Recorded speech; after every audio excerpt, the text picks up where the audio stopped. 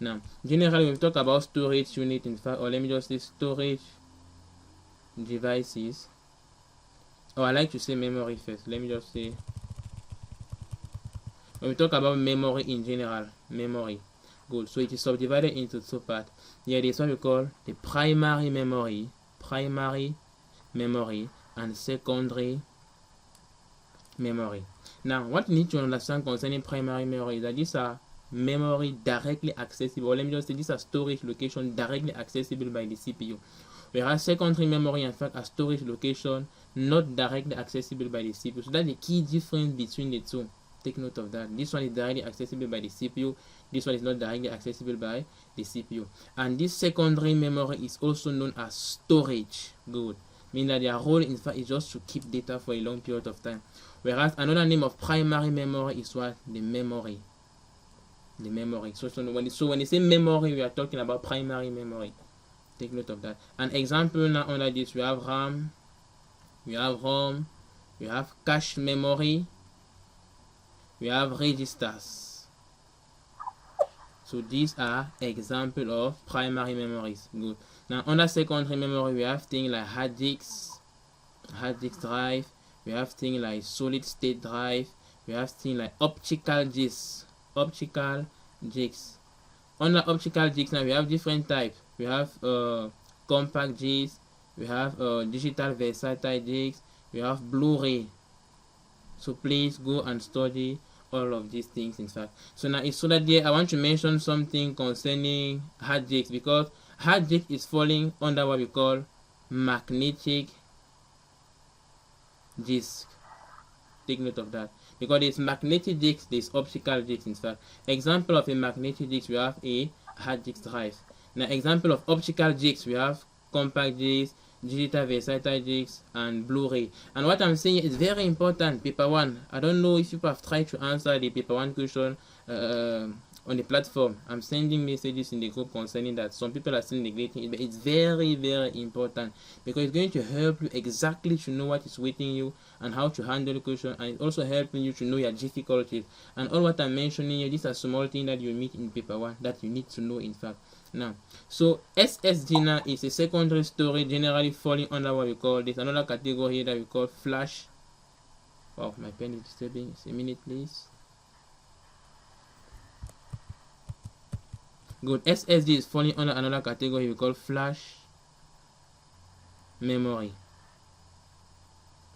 I don't know why the pen is disturbing. Flash memory. Good.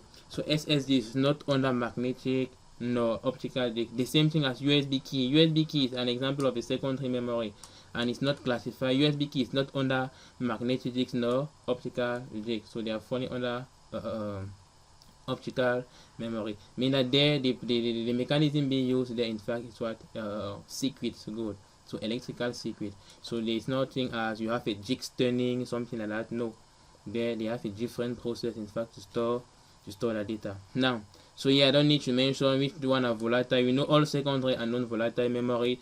All primary are volatile except one, which is the ROM. The ROM is the only primary memory, but that is non-volatile. And I'm assuming that everybody knows the difference between volatile memory and non-volatile memory. So we continue to the most important part, in fact, now. But anyway, any problem there, just leave a comment. I will still reply to you, because I know each and everyone can have his own difficulties. So what may be easy for someone may be difficult for another one, maybe because it's the first time he's doing it. So I'm taking that into consideration. So any problem, just leave a comment, and yeah, I will just handle your problem aside.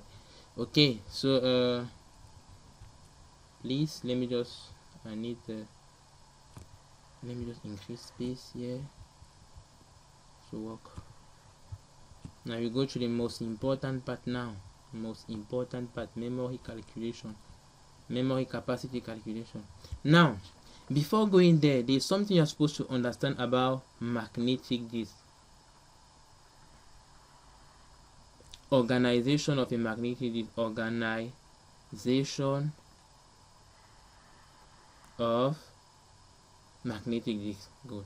Let me just take the case here of the hard disk drive. So what you're supposed to understand is a hard disk is made up of multiple disks. Generally, this is how the thing are. You see, multiple disks, in fact, joined together like this. So these jigs, in fact, we call them, or let me just say, a jigs here is called a platter. Take note, we call it a platter. Now, so let us study now the structure of a platter. Let me just draw it somewhere here. So a platter is made up of concentric circles. Concentric circles. Good. So, and these concentric circles are known as, you need to know the name. Who knows the name of this concentric circle? If you know it, you just say it on your mic. What's the name of these concentric circles on disk? Pardon? Sectors. No, sector, you're missing something. You're coming. It's not sectors. I'm coming to sectors. The disk itself is a platter. Pardon? Segments. No. We call it track, please. These concentric circles are known as tracks. Plural, so many concentric circles. So a single concentric circle here is known as a track. Take note of that. Now, the next information is that these tracks found on the surface of a platter are subdivided now into smaller segments. Good. They are subdivided into smaller segments known as sectors. So someone was talking about sector here. Good. So this segment, in fact, found on the magnetic jigs, we call them sectors. Sector. So understand the organization. So a jigs is called a platter here. Now a platter is made up of concentric circles. These circles are known as tracks. Now each track now is divided into a particular number of segments. So this segment we call them sectors. In fact, they are subdivided into sectors. This is what happened. It's so that here I'm not drawing it well. So if I want to draw it well normally, I'm supposed to have something like that. Like this, my circle here, and this is a track. A track is something like this. Like this. This one track. This is one track. Let me just use another pen to draw another track. This another track here. Something like this. Good. Now let me just use another color to represent sector. So if I take maybe this first track here, this first track is divided into multiple sectors. So I think everybody has seen here how I'm dividing it. So this is exactly what happened. Now the next track in red, this is it, subdivided into small parts. So this part we call them sectors. So this is exactly what I'm saying here. Now, and by default, the size of a sector is 512 bytes. Take note of that. Then there are some questions where they will ask you to do some calculation without precising the size of a sector. In that case, we take the size of a sector to be 512 bytes. Now, and how are they asking question under this? There are so many ways of asking question, but question here are simple proportion. Just for you to answer a question under this type of thing, you need to understand this organization. You need to understand track, sector, and platter. Very, very important. Now, by the time you know this, it becomes very easy. Let me just take a case. Imagine that they are telling you that you have a jigs of, let us say they say that you have a jigs of 3 double-sided platter.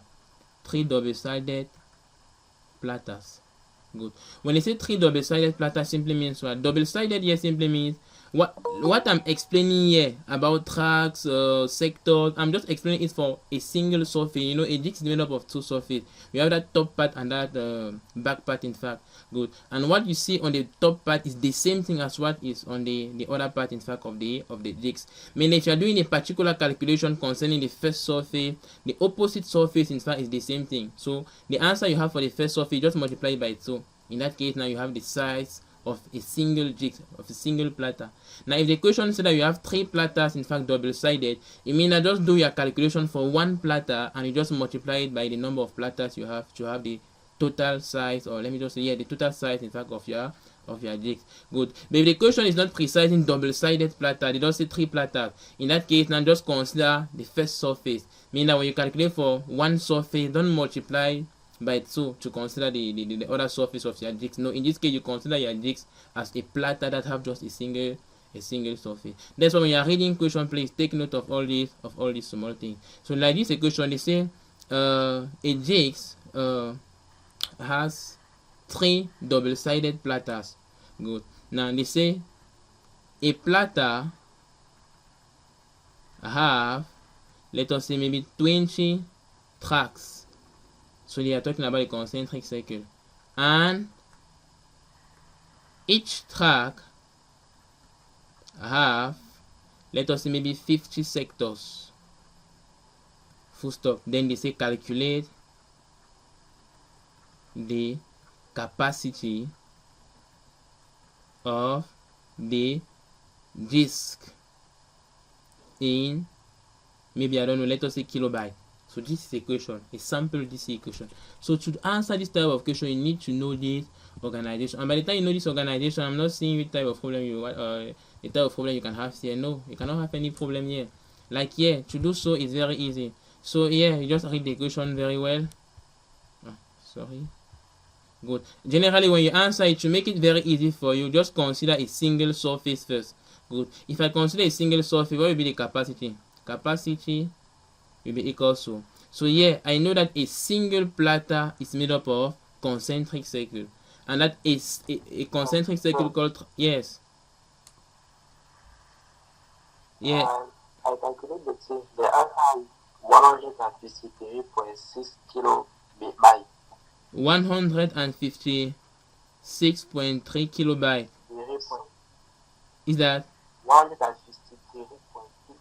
153.6. I'm not even getting well. Network is disturbing. Say it back. 153.6 kilobyte. 63. 63 or 53. 100 and... Say it back. Hello? Hello? Okay, 153.6. Yeah, I'm seeing it. 0.6. Okay. So I assume it should be correct because I'm just from creating the equation, so I don't really know the answer just directly like that. Good. So what he did should be correct normally. So this is what I was saying for those that have difficulty with this type of question. That generally for this type of question you consider in fact a single platter first before you multiply in fact for the rest of the thing. So that a single platter, they say how many tracks? 20 tracks, and a single track is having how many sectors? 50 sectors. So it simply means that if you have 20 tracks and a single track is having 50 sectors, and the size of a sector is 512, since they do not precise in fact, it means that if I take 50 times 512, this is giving me the size of a single track, because a single track has 50 sectors and a sector is having a size of 512. So doing 50 times 512 is having a size just of a single track, and since there are 20 tracks, you multiply this again by 20. So doing this multiplication by 20, now you are obtaining the size of a surface, a complete surface in fact, because we know that surface is made up of tracks and sectors. Good. So with these values in fact, you're having the size of the surface. Now since they say double-sided, it means that after having the size of a surface, you multiply by 2 to have the total size in fact of that single disk, that single platter. Now the equation says we have 3 platters, 3 double-sided. It means that you multiply again this by 3. So after doing all this calculation, you obtain your answer, but your answer here is in byte. It's in byte, because remember that this 512 here is byte.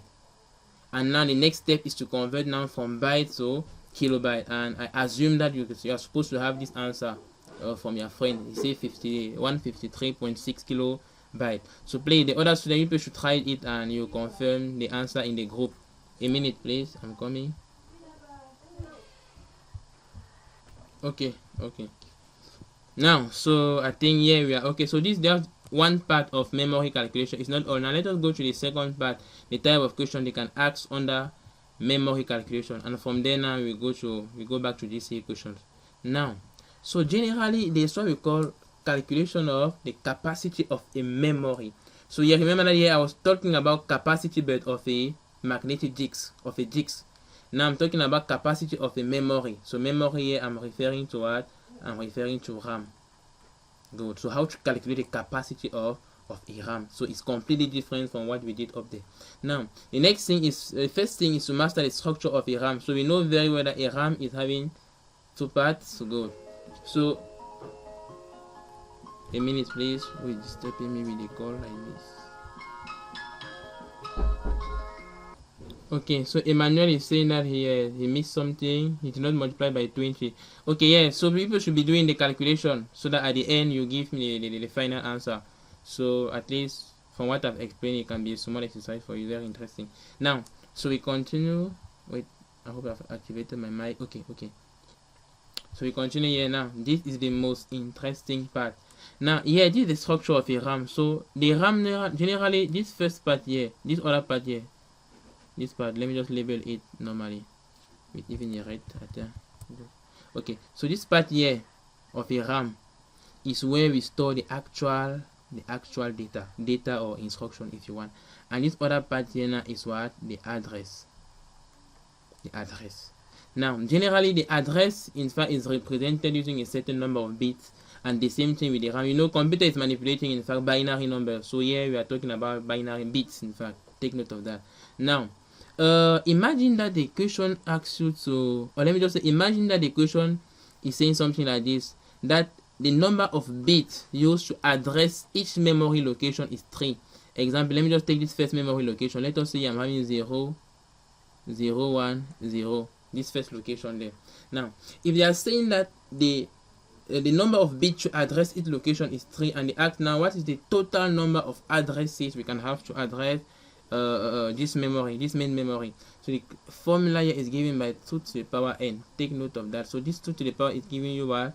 Total number of addressable memory. Good. So where this n, take note again please, this n here represent what? Number of bits to address each location. For example, so if I'm having 3 bits, it simply means that the answer is what? How many number of addresses we are having? 2 to the power 3 is equals to 8 in total. And I think everybody know how to enumerate. If I want to enumerate, 8 divided by 2 is 4, so 1, 2, 3, 4, 1, 2, 3, 4. 1, 2, 1, 2, 1, 2, 1, 2, 0, 1, 0, 1, 0, 1, 0, 1. And if you count this in total, you see 1, 2, 3, 4, 5, 6, 7, 8. You have 8 in total, in fact. So take note, this is how we calculate the total number of addresses. So, and I know why I'm showing that. I'm coming to the next thing. Now, this n here also means something very important, because sometimes they can use different words. So this n here also represents the number of address line. Now, what you're supposed to understand here is at the level of this von Neumann architecture. Let me just go back to the von Neumann architecture. Where is it? Yes, and at the level of this von Neumann architecture, so these arrows that you are seeing here are representing what we call bus. Good. So bus in fact are just set of cable used to link the different internal components of the computer, because this is what we call system buses. Under system buses, we have the address bus, we have the data bus, and we have address bus, data bus. The next one is what? The control bus. Good. So generally, address bus here is a unidirectional bus. Take note of that. And the rest, data bus and control bus, are bidirectional, meaning they are two-way direction. And it's very important. Paper 1 again. Now, why is it that the address bus is unidirectional, meaning just from one location to another? It's simply because generally this bus is being used by the CPU to fetch a particular data to the memory. So like remember that here in the CPU you have the memory address register. So that address register is passing through the address bus in fact to reach the memory before we can fetch at that particular location. So this is what happened. Now, and that's why generally when we are drawing this von Neumann architecture, in some textbooks they were really precise in fact the role of each line. Just that the simplified version of this diagram, we are just putting arrows like that. But generally in some textbooks you see how they are precise in that this line is address bus, this line is data bus, and so on and so on and so forth. Take note of that. So this is what happened with the address bus. Data bus, the same thing. When you fetch something from the memory, that data that you are fetching is being stored in the memory data register and is passing through the database in fact to reach there. Control bus, the same thing. When you control the decode and instruction, and he send maybe a signal to the ALU to perform a particular operation. So all this manipulation, all this control being done by the control unit, these signals are passing through the control bus. So please, type of buses, system buses is very, very important. Very, very important. Now, coming to what I'm saying. So you know, a bus now is made up of multiple cables. So these cables, sometimes we call them lines. Good. So what you're supposed to understand is, if the size, or let me just say, if the number of bits to represent an address is 3, it simply means that it means that this address bus is having 3 lines. This is what it means in fact. Meaning what? A single line is carrying a single bit. Like here, this is one bit here, this another bit, and this another bit here. That's why in some textbook or in some questions, either they will ask you to calculate the number of bits to represent each address, or they will just say the number of address line in fact to address each memory. So they can use this different word. It means the same thing, because remember that each bit is a single line. So this is what happened. Take note of that. Now, after knowing this, it's not all. So these are the part of address. Now, this total number of address place is also known as what we call the depth. Depth. I think it's TH. Yes, the depth. Take note of this. Now, depth here simply represents the total number of addressable location in the memory. Good. So generally, if I'm drawing this RAM, I'm going to represent it somewhere here. The depth. So you can see depth like in French, they say profondeur. You see, so it represents the total number of addresses. Now, and this data, so this part of data is what we call the width. The width, in fact, good. So the width simply represents the size of the data being stored in a particular location. And there's something I'm supposed to mention concerning this width, but I'm coming there. Now, so what is the formula of capacity? Because generally I like to use a formula, because with this formula, in fact, you can answer any question without any problem. I say any question without any problem. So the formula of capacity is given by, let me just use, I don't know, a blue color. Okay. So capacity is given by depth times width. Good. This formula, by the time you have it in mind, I'm not saying which question will more than use. So let me now show you how to use the formula. Now, so this width here have different meanings. In some question, you will see that this width, they will say byte addressable. You need to know the meaning of this. Byte addressable. And sometimes you see something like word addressable. Some textbook you see byte addressable, some textbook you see some question, not textbook, sorry. In some question they will say that the memory is byte addressable, the memory is word addressable. So the first thing I want you to note is when they say byte addressable or word addressable, this is linked to the width. It has nothing to do with the depth, so we are okay with that one. So forget about that part. Now, what is the meaning of byte addressable? Byte addressable here simply means that the CPU can process 8 bits at once. That's the meaning of byte addressable. So byte addressable here simply means that this width is what? 8 bits. Meaning that this is what the CPU can process at once. Now, word addressable here simply means that the CPU can process more than 8 bits at once. And here when I'm talking about more than 8 bits at once, this group of bits are in multiple of 8. Multiple of 8. Good. So meaning that don't think that word addressable means maybe it's processing 9 bits, 10 bits. No, you never see something like that. So either you see maybe 8 bits, either you see 16, sorry, because 8 is byte addressable. So word addressable starts from 16. After 16, the next is what? 32 and so on, and 64 and so on and so forth. Good. And generally when they precise that in the question, please take note of all what I'm saying here. Good. That's the meaning of word addressable. So with this information, we are going to answer question. Now, generally for byte addressable, there's nothing to precise here, because like the word byte here means 1 byte in fact, you see, and 1 byte is equivalent to 8 bits. So I think that everything is making sense here. There's nothing difficult to retain. Now for word addressable can be 16, can be 32, can be 64, you see. So here now you cannot guess in the exam. So in the exam they will precise it directly. So if they put 16 bit, they put 32 bit, and they say it is word addressable, then you leave it like that. There's nothing to change there. Good. But when they say byte addressable, automatically make sure that this part of the width must be 8 bits. Even if you're having 16 here, try to arrange it in such a way that 8 must appear here, and the rest in fact will appear at the level of what? Of depth. Now let us go to past questions. I think with this now we can answer past questions. You will see how to use it. So let me just check if there are comments. Okay, no comments. Okay, now let us go to past questions. So concerning past question, I think we should start with 2025. Yes, we can start with 20. Let me just open 2025. June 2025. I'm getting a sound. I don't know if someone is trying to join or what. Okay. Okay, let me open June 2025. Oh no, I want to open it with another software.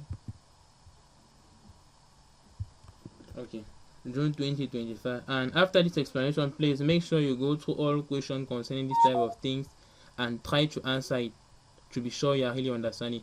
Okay, so this is the question here, June 25. They say is question, those having the paper, is question 2, Roman 2a. Okay, so this is the question here. They say how many bits are required to address a 4M by 16 main memory if this memory is byte addressable. So we are going to interpret this question together. So let me check who is joining at this time. Give the time of the meeting, you come and join at your own time. Okay, so yes, someone, I'm seeing someone, yes, someone is just from joining the group. So you have the replay of the tutorial to know what happened since the beginning, because it's very important to follow from start to where we end. Valjimi, any question? I'm seeing your mic is on. Any question? Valjimi, the mic is on, he's not talking. Let me just off it.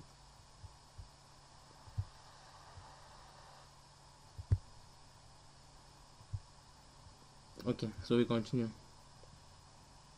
Wait, that question. Okay, so let me just try to organize space for us to answer the question. If you're not seeing well, you also indicate, please.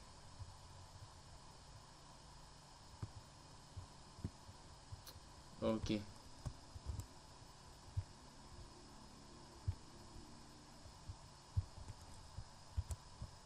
Okay.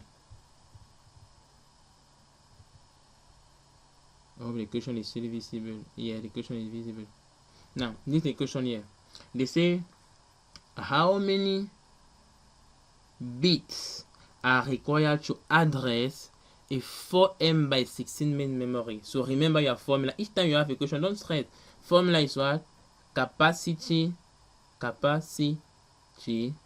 equals to depth times width.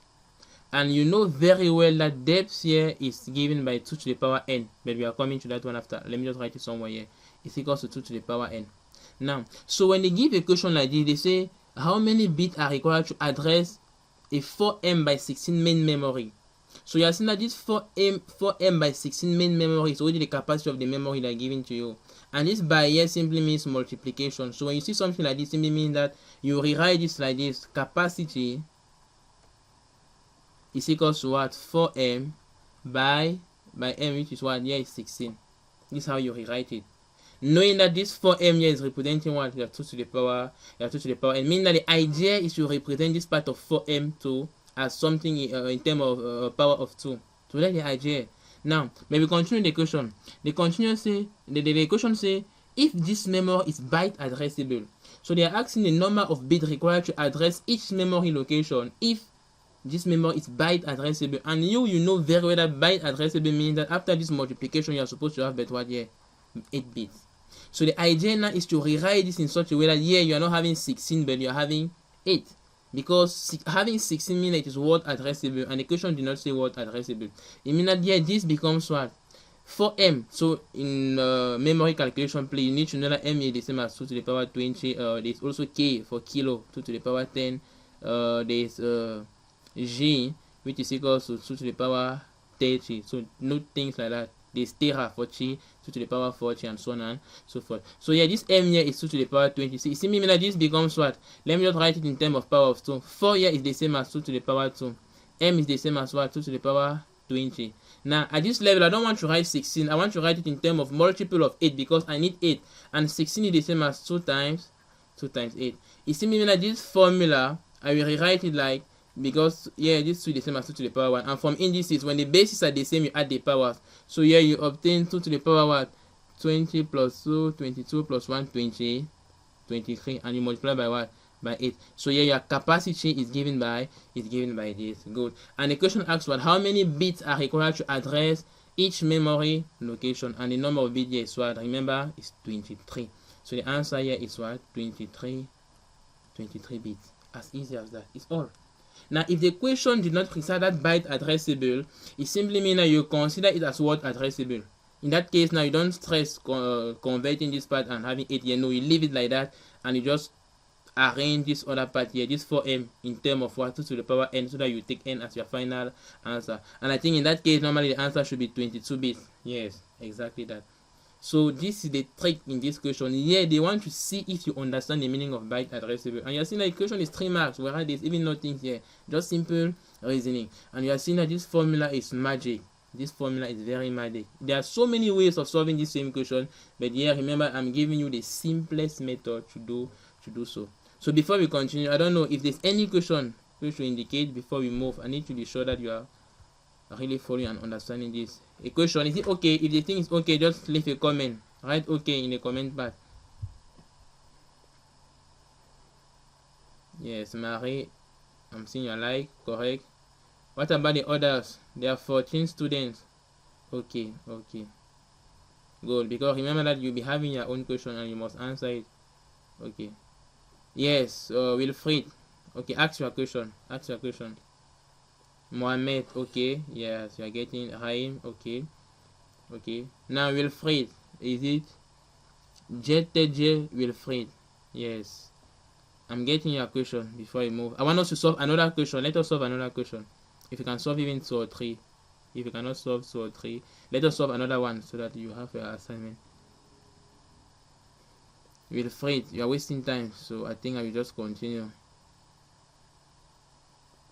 You can on your mic and ask your question. If you want to text in the comment part, so I will just leave you text and I will continue. Please, when you were doing the calculation, I saw how you were saying that k was equal to 2 to the power 10, n was equal to 2 to the power 20, yes, and so on and so forth. Yes. I only know that when you were doing byte addressable, it was in bits actually, and when you were doing for a depth, it was in bytes. So I thought we were also supposed to multiply by 2 to the power 8 to convert from bytes to bits, so that they should have the same unit, and before adding the power. So I was wondering why we did not also multiply by 2 to the power 3 to convert it from bytes to bits. Okay, thank you for your question. And I think I've received that question before. So this is just a doubt you are having. Let me just clear that doubt. The first thing I want you to note is the depth is not having a unit. No, this part here is not having a unit. This part here simply represents the total number of address we have in fact. This is the meaning of this in fact. Now, and when you are representing depth in this format, the power represent now the bits used to represent each address. So when you're seeing something like 4m, this m here is just like a shortcut. It's simply because they did not want to write the full number. You see, because the full number is a very big number. So just a shortcut, like they're trying to abbreviate by putting 4m. So when you are converting, and this m here now simply means what? 2 to the power 20. So you replace the m by the figure 2 to the power 20, then you continue your manipulation. So this part where I'm having 2 to the power 23 is not having any unit. But this 8 here is in bits. Good. It means that if I want to calculate capacity, I will just say 2 to the power 23 times 8. And I think 8 is the same as 2 to the power 3. So in total I have 2 to the power 26. So capacity here, your final answer is in bit, not by or something like that. No. Now there are some questions that when you have this in bit now, you can convert to kilobyte, byte, and so on and so forth. So play the next thing I wanted to mention, very important. It's only this width that have a unit, and the unit here by default is bit. Now the depth, there's no unit there, it's just a figure. That figure is what? That figure represents the total number of addresses used to address the different memory location. That's the meaning of that. I don't know if I've answered your question. Okay, I've answered. Thank you, sir. Okay, take note of that. The last person, Maya Jeremiah, you can talk. You have the floor. Maya.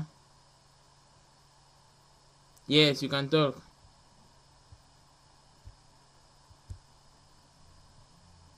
What the problem of Maya? I'm seeing that she's raising her hand, but okay, we continue. Maybe she'll ask her question later. Okay, now let us take another question. I think 2024 is having a question under this thing. Let me just check. It's 2024 having a question.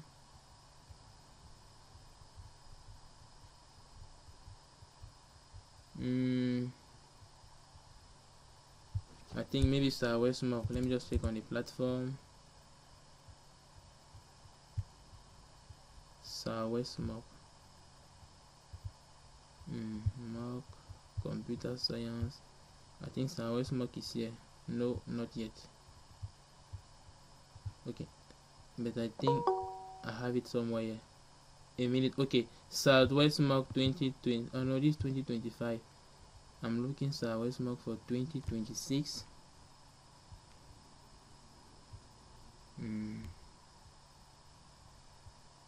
Okay, any other person with a question under this chapter? If you have a question, let me know under memory capacity before we go to the next, because we have different type of questions concerning the chapter computer. Or let me just take 2023 and see if there's something here. If there's nothing here, then you go and answer question. You have any problem, you bring it and you handle it together. Okay, June 23. Let me just check. So this is the paper here. Because the next thing I want us to answer question on addressing modes, and like there are question on the addressing mode, so we are coming there.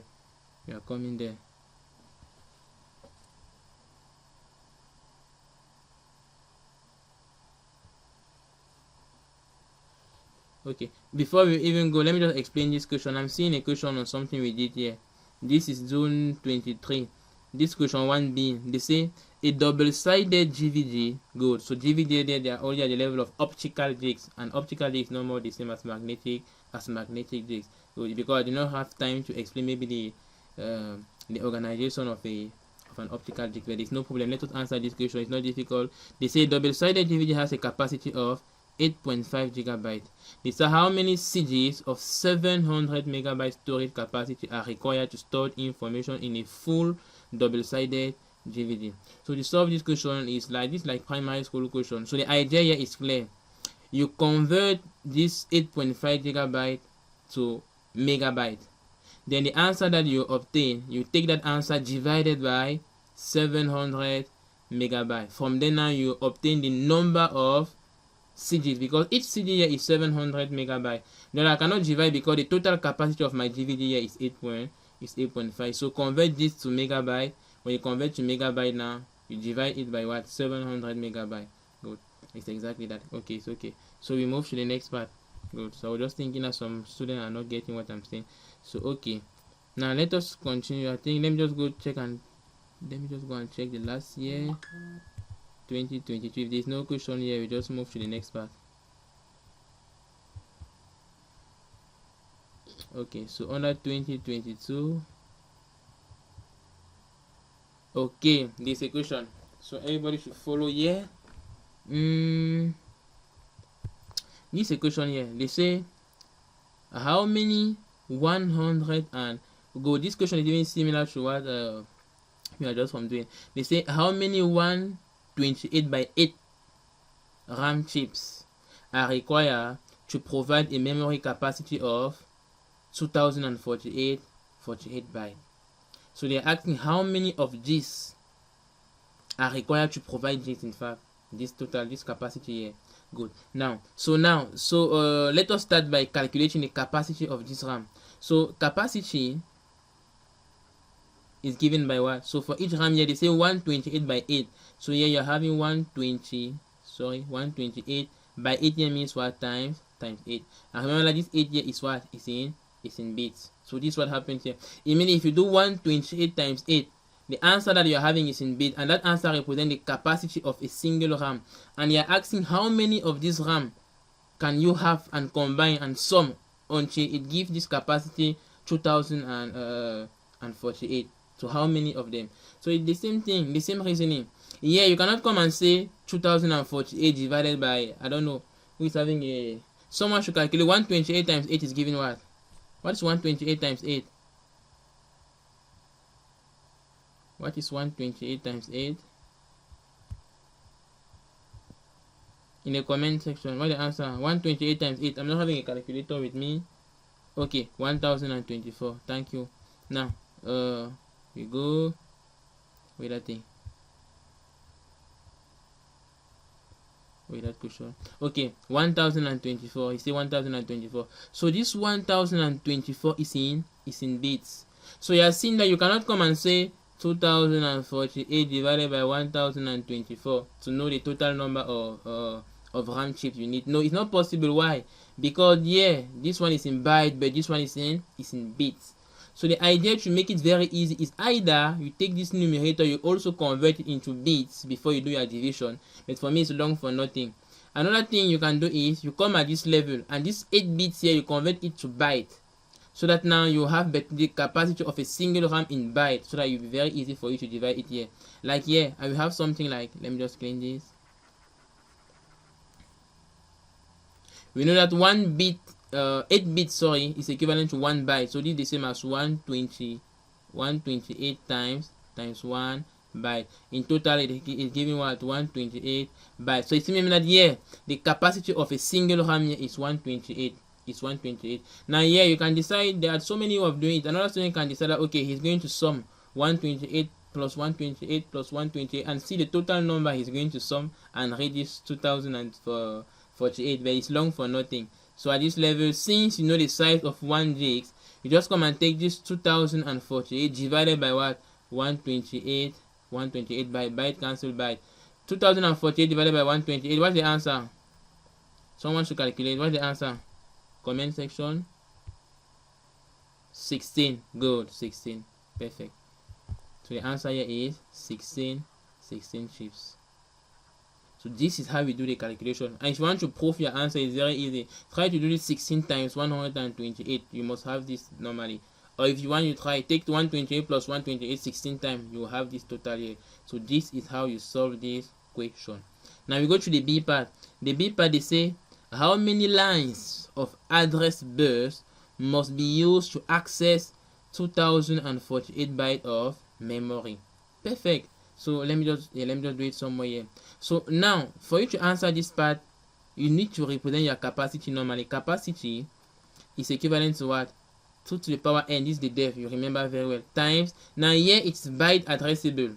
Never forget that, because they did not precise anything. When they don't precise, it's byte addressable automatically. So it means that here I'm having what? I'm having times 8. So this is my general. And for you to even know whether it's byte addressable, it's clear. From this RAM here, you are seeing that you have 128 by 8. So this is another sign that shows you that it's byte addressable. So this capacity here. So now what's this question? The question says how many lines of address bus must be used to access a 2048 byte of memory. When they say 2048 byte of memory, it simply means that they are giving you the capacity of the memory. So just come and replace it to this formula. So where you have capacity, you write what? 2048 bytes. So 2048 by the same as what? 2 to the power n times 8. But this 8 is in what here? It's in bits. So to make it very easy to calculate the n, because this how many number, they say what? How many lines? In fact, they are asking about this n. Take note. So another way to have n is clear. You can convert this 2048 to bit, so that now you do your simple proportion, it become easy to calculate n. But I'm seeing that 8 bit here is the same as 1 byte, so I can just calculate. So I'm going to have something like what? I'm going to have something like 2048 byte is equals to 2 to the power n times what? Times 1 times 1 byte. Good. So you are seeing that here, and this times 1 cancel byte here. 1 times this remains 2 to the power n. So now 248 in terms of power of 2 is the same as what? Is the same as 2 times 2 to the power 10.